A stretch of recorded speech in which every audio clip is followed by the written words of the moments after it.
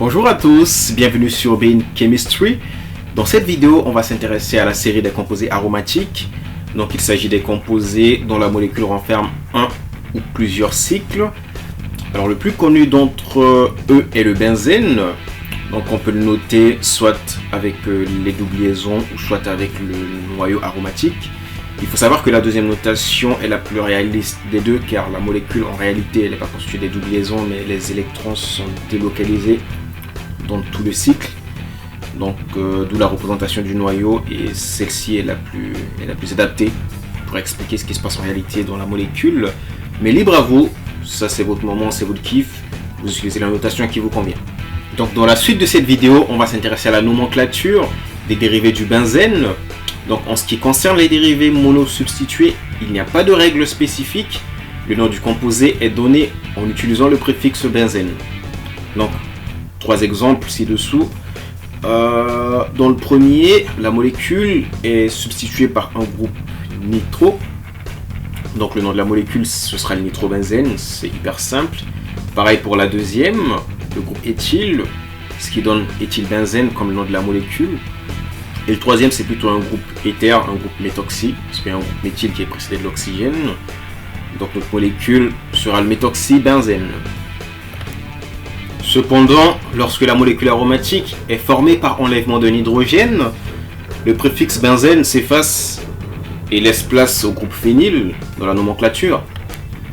Donc si on s'intéresse à la molécule ci-dessous, tout d'abord, alors il y a un petit piège, tout d'abord on peut dire que la molécule contient 3 atomes de carbone avec le cycle comme un substituant.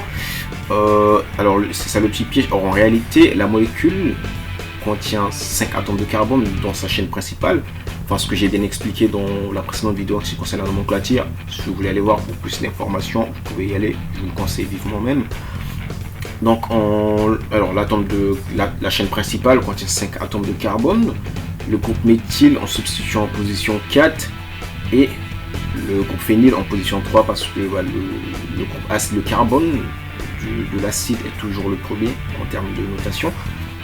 Donc on a un acide pentanoïque pour 5 atomes de carbone.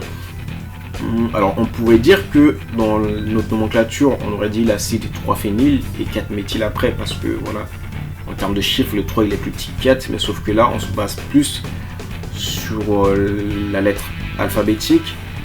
Dans l'alphabet, le M il vient avant le P, donc le méthyle il passera avant le phényl dans notre nomenclature. Et ce qui fait que cet acide s'appellera l'acide 4-méthyle 3-phénylpentanoïque. Dans le cas où on a affaire à un composé polysubstitué, dans l'étape de numérotation, on va donner la position 1 aux substitutions principales du cycle, ce qui est plutôt logique. Donc en l'occurrence ici le groupe OH.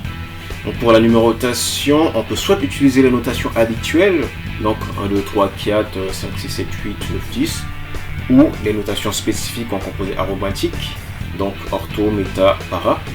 Donc un substituant secondaire en position ortho sera l'atome qui sera immédiatement voisin du substituant principal.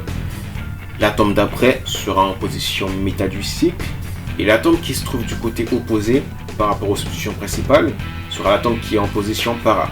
Après, libre à vous de choisir quel type de notation vous préférez, si vous voulez choisir 1, 2, 3, 4, ortho, méta, para. Cependant, je préfère préciser, il est quand même important d'être à l'aise avec les deux types de notation afin de ne pas vous perdre lorsque vous vous retrouvez face à l'un d'eux. Donc là, avec la molécule du xylène, vous pouvez voir comment on adapte ça à une molécule concrètement. On est arrivé à la fin de notre vidéo, donc juste avant de partir, voici une liste de composés cycliques que tout bon chimiste se doit de connaître avec leur nom industriel afin d'être chimiste stable. Donc il s'agit du phénol, de l'aniline, du toluène, du styrène et la benzaldéhyde. Donc voilà pour cette vidéo. Si vous avez des questions, n'hésitez surtout pas. Quant à moi, je vous dis à très bientôt.